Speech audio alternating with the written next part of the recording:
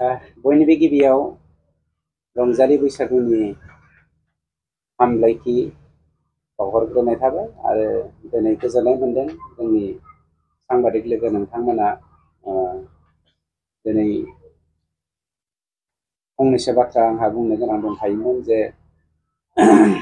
साननैसो सिगां बिपिएफनि सोमजिलायनायावहाय बिपिएफनि youth सेलनि सोमजिलायनायावहाय Bodoland digital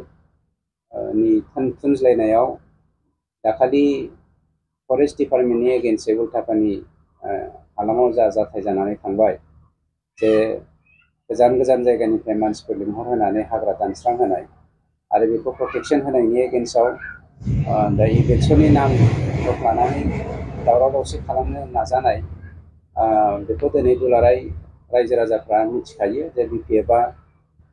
मानव गेदेर प्रमद बर' बिथांनि दैदेननायाव जि जोंनि इउपिपिएल सरकार बिटिआर सरकार बे सरकारनि मोजांखौ सहायनो हायैयाव बिथांमोननि केरेक्टारा गोदोनिफ्रायनो हिंसाफुरिया नासयनाय गादबनाय आखुथाया दाबो जोबैखायनो दिनैनि बे गोजोन थासारि जौगाथाय आरो अनलायनाय खौसेथिनि जा सरकार बे सरकारखौ गुबुंले थासारिजों मानसिफोरनि गेजेरावहाय बानसावनायनि जा नाजानाय बे नाजानायखौ जोङो हमदांनो हादों आरो बिनिखायनो दिनै मोनसे बाथ्राखौ क्लियार होदों दे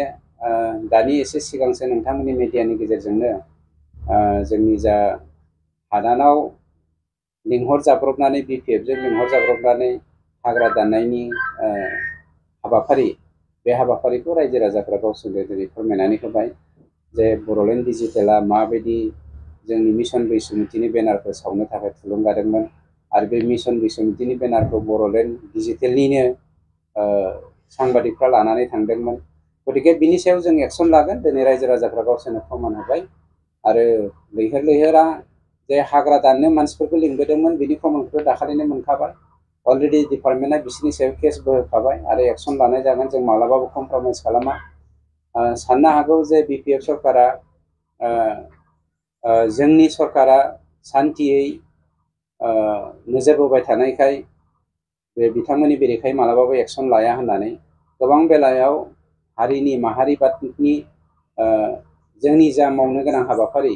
बेफोरखौ नोजोर बोनानै जोङो धर्जयै दङमोन बे खेबाव जों रावजोंबो कमप्रमाइस जाया रावखौबो निमाहा होआ बिनि सायाव जों एक्सन लागोन